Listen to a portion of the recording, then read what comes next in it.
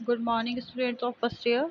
आज हमारा आपका टॉपिक है यूनिट सेकंड का ए पार्ट, जो है आपका energy value of food and energy equipment.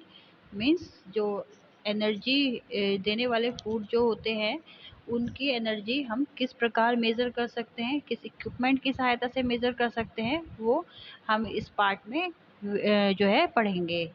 तो चलिए गर्ल्स स्टार्ट करते हैं।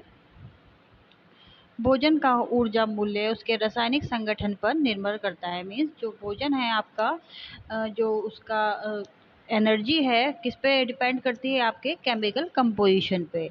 वे खाद्य पदार्थ जिसमें जल की मात्रा अधिक होती है तथा इसलिए उनका मूल्य कम होता है। मीन्स जो खाद्य पदार्थ आपके जैसे खीरा हो गए, ककड़ी हो गई, तरबूज हो गई, क्योंकि इनमें भरपूर मात्रा में जो है वाटर प्रेजेंट रहता है। आपका जो है पपीता हो गया, तरबूज हो गए, खरबूजा हो गया, इन सब में क्या है, more amount of water present रहता है इन फूड प्रोडक्ट में। इसके ठीक विपरीत जो है जिनका भोजन पदार्थों में जिनमें जलांश की मात्रा कम होती है, मतलब जिन भोज्य पदार्थों में आपके वाटर कम मात्रा में प्रेजेंट रहता है, उनका मूल्य आपका अधिक होगा। जैसे आपका गुड़ हो गया, शक्कर हो गया, घी, बादाम, पिस्ता इत्यादि, ये सब क्या है आपके ऊर्जा मूल्य में अधिक होंगे।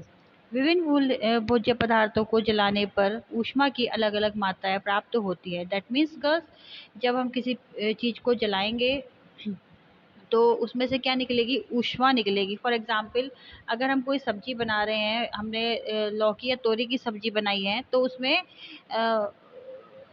मतलब भरपूर मात्रा में आपका जल प्रेजेंट रहता है। उसके अलावा अगर हम कोई बैंगन की सब्जी बनाएंगे, अरबी की सब्जी बनाएंगे, आलू की सब्जी बनाएंगे, तो उसमें आपका जो वाटर है वो बहुत ही कम मात्रा में प्रेजेंट रहेगा। और अगर हम उसको जलाएंगे, मतलब ऊष्मा के थ्रू हम उसको जलाना चाहेंगे, तो क्या होगा आपका, जैसे आपकी लौकी हो गई, तोरी हो गई, तो ये आपके बहुत ही जलने के बाद क्या होगा, बिल्कुल सिकुड़ जाएंगे। अगर हम इसे किसी आग पर जलाते हैं डायरेक्ट, या फिर किसी आपके यंत्र के द्वारा जल, लेकिन जो आपका आलू हो गया, शकरकंदी हो गए, ये सब क्या है, ये सिकुड़ेंगे नहीं, क्योंकि इसमें आपके जो है वाटर कम प्रेजेंट रहता है। और जो क्या होगा आपका जो उनकी ऊर्जा की वैल्यू है वो भी एट प्रेजेंट ही बनी रहती है, क्योंकि जो आपका जल है जब हम उसे जलाएंगे तो वो भाप द्वारा उड़ जाता है।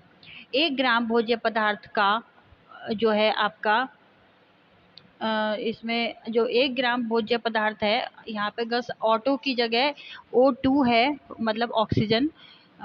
1 ग्राम भोज्य पदार्थ का ऑक्सीजन की उपस्थिति में जलन करने पर जो उसमें जो भी ऊष्मा प्राप्त होती है उसे खाद्य पदार्थों का ऊर्जा मूल्य कहते हैं। मतलब जो भी 1 ग्राम हम भोज्य पदार्थ को ऑक्सीजन के संपर्क में हम जलाते हैं, उस दौरान जो है जो भी हमें ऊष्मा प्राप्त होगी, जो भी हमें 1 ग्राम भोज्य पदार्थ को जो है ऑक्सीजन की उपस्थिति में जलाने पर जो उसमें से ऊर्जा प्राप्त की जाती है, उसे क्या कहते हैं हम, जो है ऊर्जा मूल्य कहते हैं।